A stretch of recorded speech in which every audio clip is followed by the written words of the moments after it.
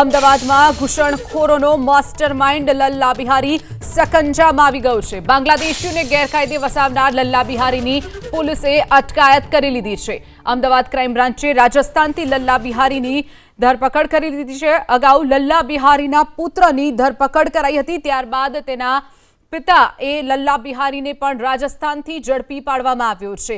बंने बाप दीकरो जे रीते गैरकायदे धंधा करता हता अने बीजी तरफ जे जमीन पचावी पाडी हती, तळाव पर जे फार्म हाउस बनाव्युं हतुं अने गोरख धंधा चलावता हता, त्यारे लल्ला बिहारी हवे पोलीसना सकंजामां आवी गयो छे। बांग्लादेशीओने गैरकायदे वसावनार लल्ला बिहारीनी पोलीसे अटकायत करी लीधी छे।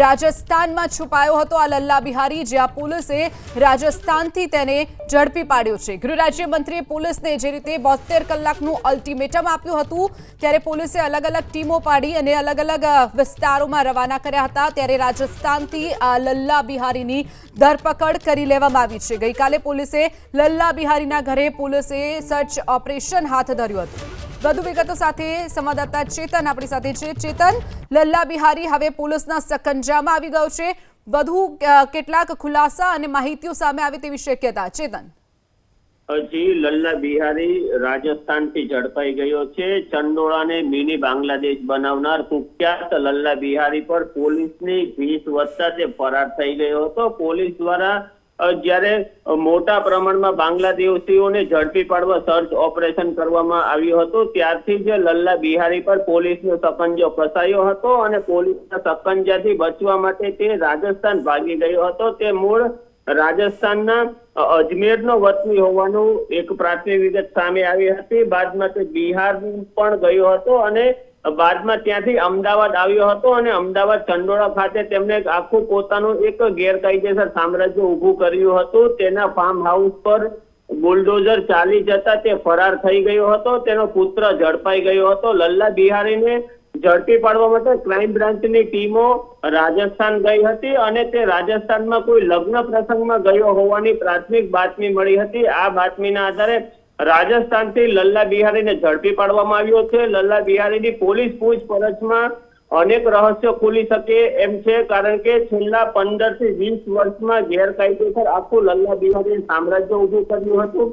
કેવી રીતે આ સામ્રાજ્ય ઊભું કર્યું હતું, ત્યાં દેહ વેપાર અને નશાનો કારોબાર પણ થતો હતો। કેવી રીતે આ કારોબાર ફૂલ્યો ફાલ્યો હતો, તેમના જે ભાડાના કોન્ટ્રાક્ટો ચાલતા હતા, પાર્કિંગના કોન્ટ્રાક્ટો ચાલતા હતા, તે કેવી રીતે ચલાવતો હતો। તે ઉપરાંત ગઈકાલે પોલીસ દ્વારા તેમની 4 પત્નીઓના ઘર ઉપરાંત 5 ઘરો પર સર્ચ ઓપરેશન હાથ ધરવામાં આવ્યું હતું। આ સર્ચ ઓપરેશનમાં પણ રોકડ રકમ અને ઘરેણા ઝડપાયા હતા। આમ લલ્લા બિહારી પર ચારે તરફથી પોલીસનો સકંજો કસાતા હાલમાં પોલીસ ક્રાઇમ બ્રાન્ચને તેને ઝડપી પાડવામાં સફળતા મળી છે અને તેની પૂછપરછ દરમિયાન અનેક રહસ્યો ખુલે તેવી પૂરેપૂરી સંભાવના છે। જી ચોક્કસથી ચેતન, માહિતી બદલ આભાર।